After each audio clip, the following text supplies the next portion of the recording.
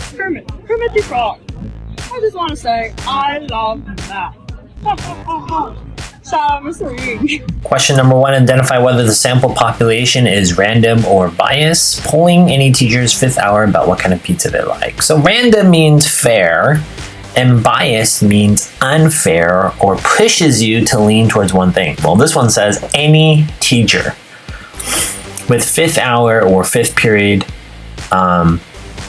There it is, 5th period. But what kind of pizza they like? Well, am I only selecting certain teachers, like males or females, or only teachers with the, I don't know, last name A, or older teachers versus younger teachers? And in this sample,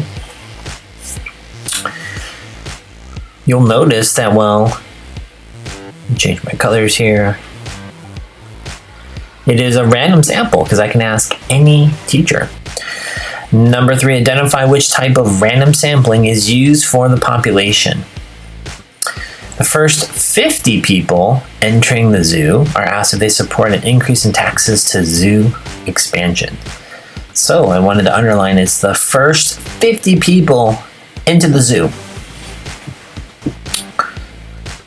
Well, the first 50 people is really easy for me because maybe I just want to ask them, right? And then get into the zoo myself if they support increasing taxes.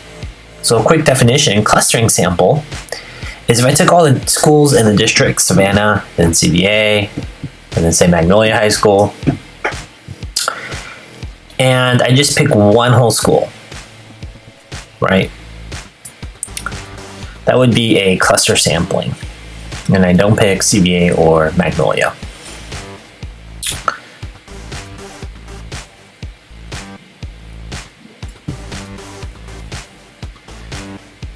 The answer is a convenience sampling because it's really convenient for me just to ask the first 50 people in line.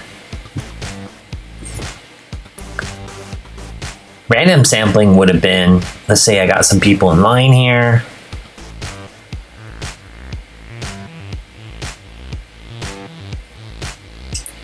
And let's say I would have taken every third person. So every third person, 3, 6, 9, counted by threes. That's called systematic sampling. Systematic sampling. To make it fair, it would have been random sampling. Question number 5, a researcher who wanted to determine the benefits of using a new algebra study technique obtained a permission from the school district to select 50 high school students. The researcher selected 50 algebra students at random. Okay, they're picked at random. The researcher selected 25 of these students to participate in the new study group. The researcher gave training sessions to using the traditional study techniques to the other 25 students and asked them to use these methods. The most likely target population in this study is, well, let's say the first 25 are given the new study program. And here in blue, the second type is given the traditional. So 25 are going to the traditional, 25 is new. This is called an experiment. They're breaking them up in 2 groups and they're doing something to each of these groups. So this one, the question is asking most likely the target population. Who is the target population? Who are we trying to reach? Well, not all the algebra students in this study.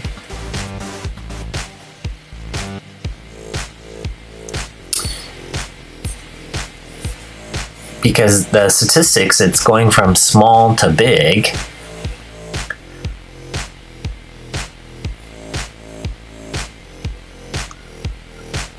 Because this is, if I chose just the 50 students, that's not just like, I'm trying to think of something bigger. That's what the point of statistics is, going from small to big.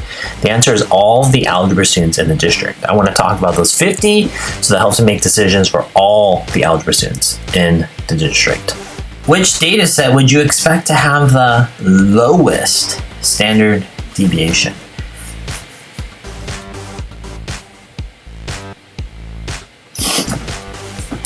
Remember the conceptual understanding of standard deviation is that when you have numbers, you can do it by numbers, but conceptually standard deviation is a measure of spread. It's a measure of spread. Now the lowest, meaning little spread, like the butter and jam we've talked about, that means it's further away from the center. Further away from the center. Most of the data is further away from the center. Now this example B is a lot of the data is in the center, so that one has low spread. There's a center, and these have high spread, or high standard deviation because it's spread out. B has low. C has high spread because a lot of data is towards the left and to the right, nothing in the middle. And same thing for D. So our answer is B. Now you can use this into a calculator.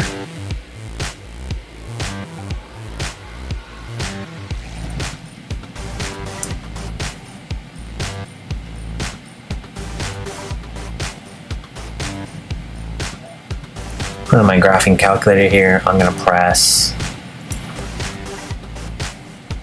edit.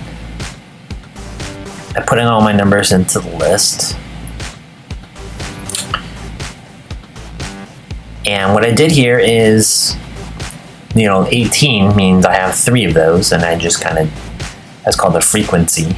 So L1 is the number, L2 I put in the frequency or count, or how many of those numbers. There are 2 number 19s, or 2 X's at 19. So here that means, 21 has 1, 22, 23 has 1, 22 had 0, make sure to add a 0 there. 26 has 1, 27, there's 127, and there's 128.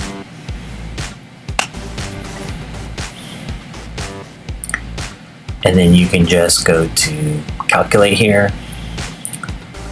One variable statistics, the nice thing it tells you is where is the list of the numbers and then the frequency, the formula there for 1 bar stats, the very first one there.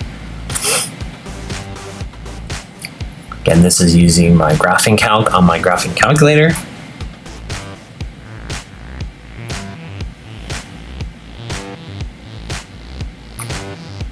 When I click on 1 var stats here, I have list 1 comma list 2. So I press second 1, second 2, then enter. And then I'm looking for the population deviation, which is the sigma x 3.629, right above the N. And then there I just wrote, well, that was choice D. And then I did the population standard deviation for all of those, and you're just picking the lowest one.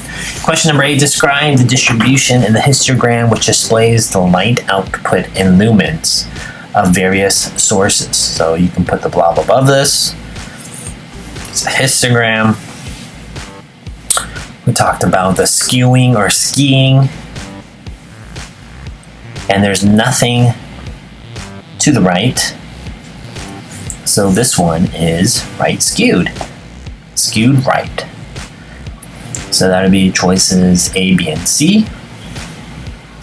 And now we have to look at the measure of center. The measure of center is kind of like a balancing point, like on a scale or a tipping point. Maybe this is like an iceberg, so how can I balance it? I'm going to have to move it, not exactly in the middle, but maybe somewhere closer, maybe like right there. If I did on the far left there, it would tip. So I think that's this. Tipping point A is your answer, around 600 lumens. 200 it would tip. And if you had 1,000 lumens, it would also tip the other way. So we want a balancing point right there. And those are skewed left, which it's not. Question number 6 on the back side. Free response. According to the American Dental Association, 12 out of 20 dentists recommend using an electric toothbrush instead of a standard toothbrush. If you create a simulation using a spinner provided below, shade the number of sections that would represent the electric toothbrush. Okay, so I have 12 out of 20. And what you can do is you can just change that into a reduced fraction. So divided by 2, you get 6 out of 10. Divided by 2 out again, you get 3 out of 5. And that's why I shaded it 3 out of 5. Another way of doing this is you put this in your calculator, 12 over 20. You multiply by 5, so I get 60 out of 100. So that represents 60%. And then you can multiply by 1, 2, 3, 4, 5. This would give you 3. You would shade in 3 of these of the 3. Okay, question 7a here says use the following set. Find the mean by hand. So the mean is x bar over the summation over the number in your list. So I'm adding up all of these numbers. And then I'm going to divide it by 1, 2, 3, 4, 5 numbers. And 100 divided by 5 equals 20. My mean is 20. Okay, now we need to find the standard deviation by hand. So I'm going to take my numbers in my list. 18, 19, 20, 21, 22. If it helps you, you can write down the formula.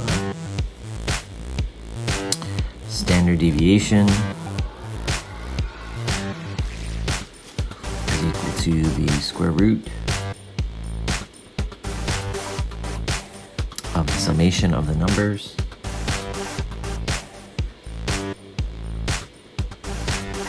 starting with 1. You take the numbers. We're going to subtract it from the mean, square it, and then divide our answer by n. Okay, so let's go ahead and subtract each of these numbers by the mean. So that'll be 18 minus 20 from above. Negative 2. Negative 1. 0. 1. 2. Now I'm going to take each of these values and I'm going to square them. So we're taking values, we just subtract it and squaring it.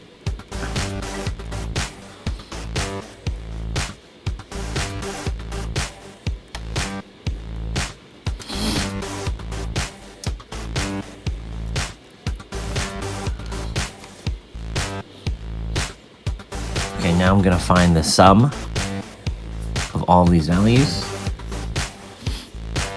So if I add all those other values up, that'll be 10.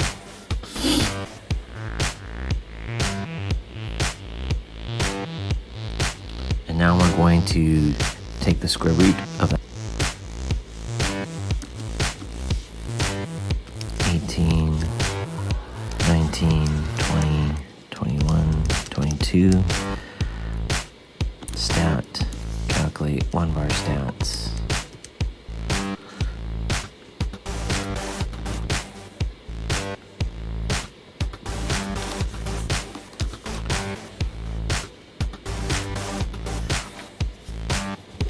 Okay, so we add up all these values and you get 10. And our formula, it's divided by n, which is, we have 5 people. So that means you need to get the square root of 2. So our answer is going to be square root of 2. And so if you put that into your calculator, you'll get approximately 1.41 as your standard deviation. If you use technology like Desmos or graphing calculator, you'll recognize that your answer is 1.41. Mr. Ang, I have a question. Do I have to divide by 0? No, according to the 10 Commandments of Math, number 9, thou shalt not divide by 0.